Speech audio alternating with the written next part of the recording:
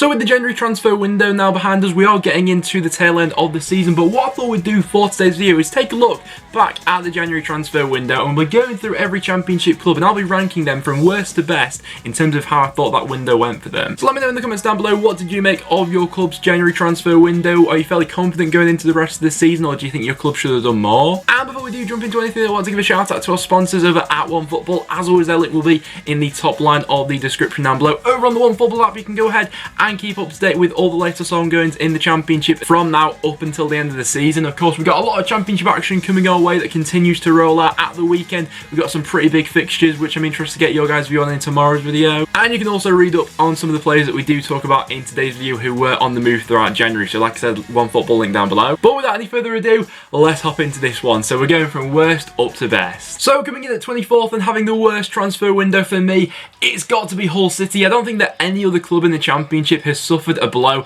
like Hull City have. They've lost, in my opinion, their two best players in Grosicki and Jarrod Bowen, and it was always on the cards that this was likely to happen. You know, both players' contracts were running down. To lose both of them in the January transfer window is an absolutely massive blow. That's their two dynamic wide men gone. I like some of the additions that they have made, the likes of Herbie Kane coming in on loan, Malik Wilks on loan as well, and Marcus Maddison. Those three are all going to look to provide the creativity that they've lost in the likes of Bowen and Grosicki, but there's no doubt that their squad is weaker now than it was at the start of January. And I think the same could probably be said about QPR as well. They're going to be coming in 23rd. I rate the addition of Jack Clark coming in on loan, but that's all the business that they've done. And considering the players that they lost in this window, I thought they were in need of quite a few more additions if they did want to kick on for the second half of this season. They obviously lost top scorer Nahki Wells after he was recalled from his loan move there. That's always going to be a massive blow. They lost Scowen and Leitzner as well, and with how fragile they've been at the back, I thought that would have been an area where they would have looked to have strengthened in this window. Next up, it's going to be Wigan. They had a bit of a weird transfer window, really. They did keep hold of Robinson after all the interest from AC Milan, which was a positive, but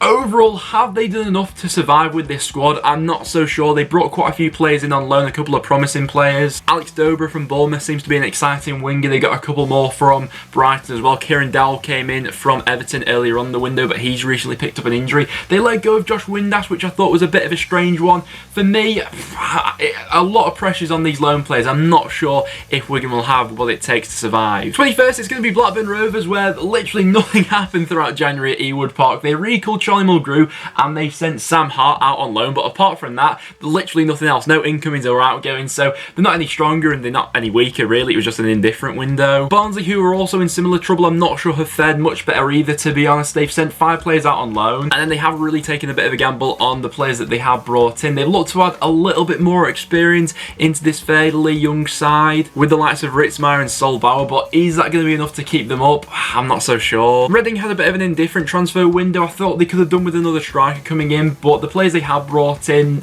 fairly unknown quantities, really. Felipe Arun has come in as another midfielder into their side. They already are quite stocked in that position, and they also brought in Masika as a winger on loan for the rest of the season. I'm going to throw Luton in there next. They have added a bit more championship experience into that squad as they look to avoid the drop. Have they done enough to do that, though? I'm not so sure. Cameron Cotter-Vickers comes in as another option at the back. They have been really leaky for goals so far this season, so that was a sensible option coming on from Spurs for the rest of the season.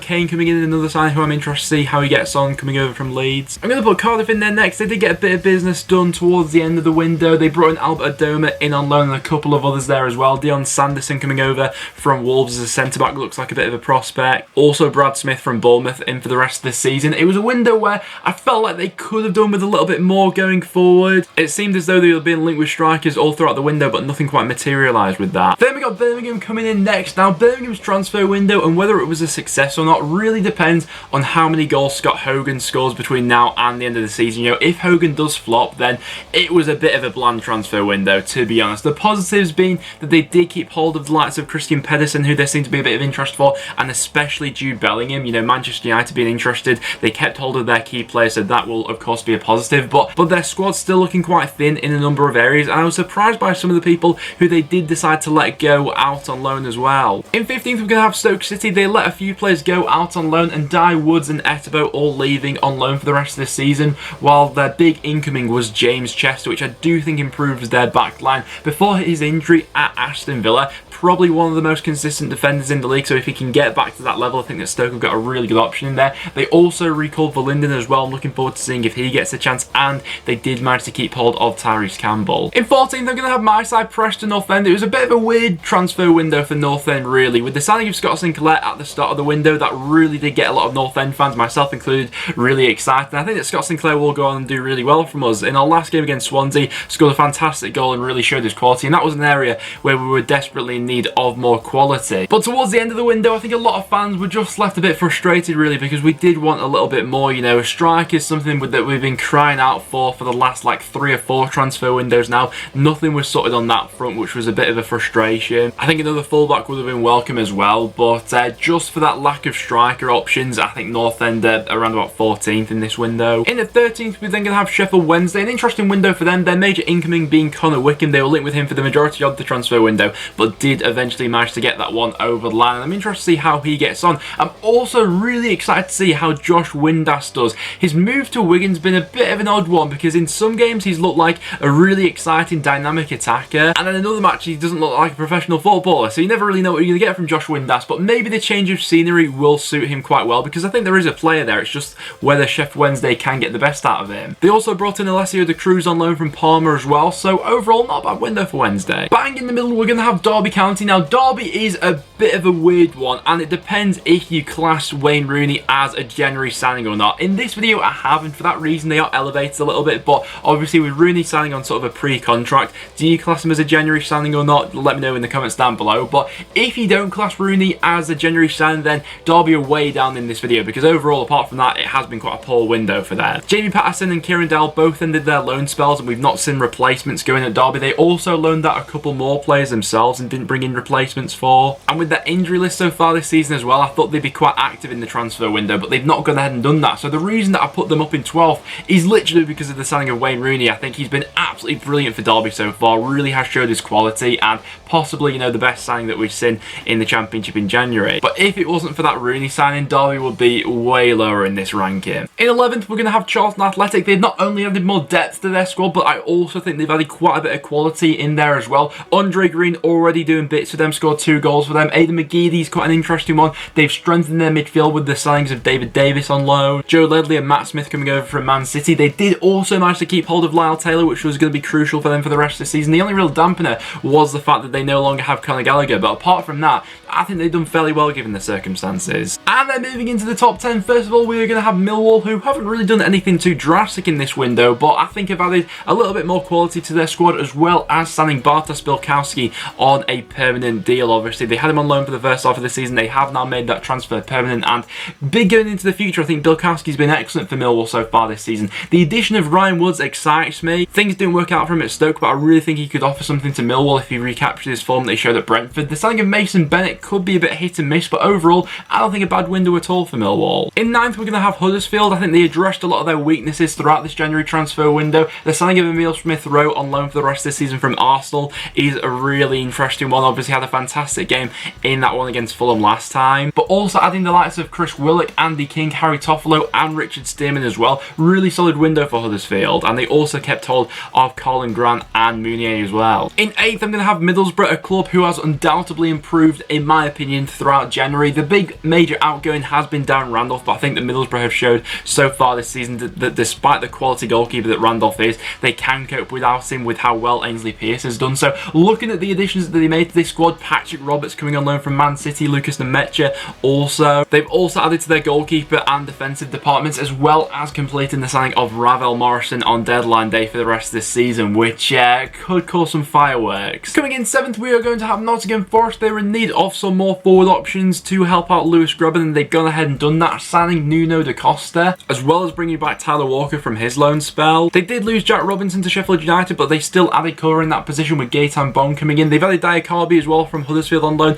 Jury's still out on him a little bit, but if he's able to contribute with a few goals and assists throughout the season, may not turn out to be a bad one. But now moving on into the top 6, first of all, we are going to have Brentford. I feel like they always go a little bit under the radar with the business that they do. I'm sure that all the players who they brought in throughout January in the next few years will be worth treble the amount that they've paid for them. Halil Dervisoglu came in as a forward option from the Netherlands, and they also completed the double signing from Oxford of Tariq Fosu and Baptiste for a combined £3 million. I think that with the potential selling value of both those players, Brentford are continuing to build in the right direction and gives them a bit more options for the remainder of the season. In the 5th, we're going to have West Brom. I think have added really real quality to their squad in this transfer window, with the major incomings being Kamil Grosicki and Callum Robinson, as well as Lee Peltier. But the two wingers that they've added, I think, give them a lot more options out wide. You know, they had gone a little bit stale with their play style, but Callum Robinson already came in and had an impact. I thought he was excellent on his debut for them. And Kamil Grosicki, we all know, one of the best set piece takers in the league. They probably could have done with another sort of out and out striker. You know, whether they intend to use Robinson in that role, I'm not so sure, but someone to stretch the back line. But apart from that,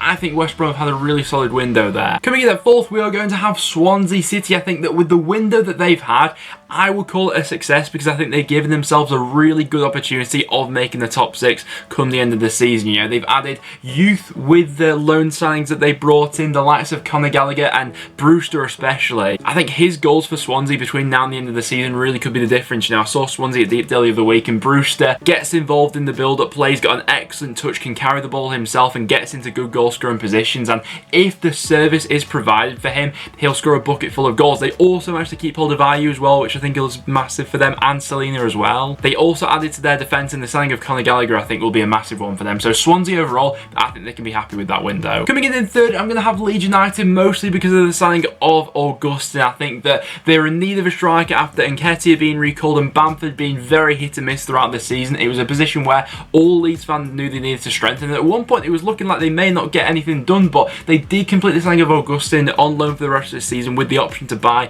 at the end of the season should they be promoted.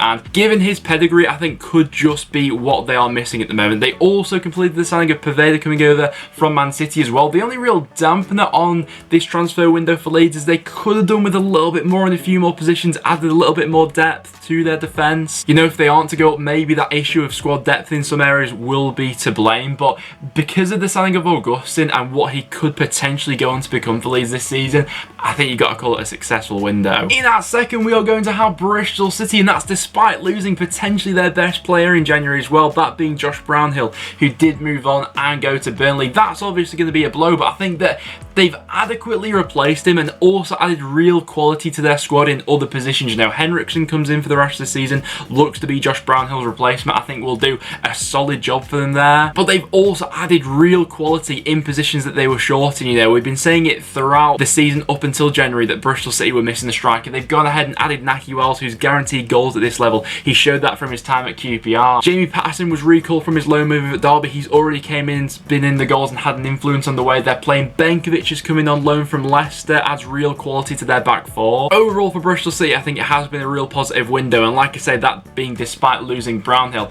If Nahki Wells is able to score the goals for them from now until the end of the season, they've got a real chance at the top six. But coming in first for me, I'm going to have Fulham in there. I think that with the window that Fulham have had, they've not only given themselves a bit more sustainability going forward into next season should they not be promoted, but they've also given themselves a really decent chance of going on and getting into the top two there. We've spoken about it countless times on the channel, but they're in desperate need of improving their defensive lineup, and I think they've gone ahead and done that. Michael Hector, who was signed on a pre-contract, but I'm going to count him as part of this January, as he was only able to play come January 1st, already had a massive influence on them at the back. A fantastic defender, but also he's someone who's able to pass out from the back with confidence. We saw that with that fantastic assist he got for the Bobby Reed goal the other week. They've also added Kongolo, who can play at centre-back or on the left-hand side as well, adds quality. And they then went ahead and made the signings of Bobby Reed and Ivan Cavallero permanent. You know, they were on loan there for the first half of this season, and having them on permanent deals now, like I said, makes them sustainable going forward into next season. I think they've each been excellent, and I think that with that January transfer window, Fulham are definitely in with a shout of the top two this season. But guys, there you have it. There were my rankings as to what I made of every club's transfer window. So do you guys agree with me? Let me know in the comments down below. What did you make of your side's window? But apart from that, guys, that will now wrap it up for today's video. So if you're going to enjoy, make sure you leave a like. It is always massively appreciated. Make sure you subscribe for a bit of regular Championship content. But apart from that, thanks so much for watching, and I'll see you all in the next one.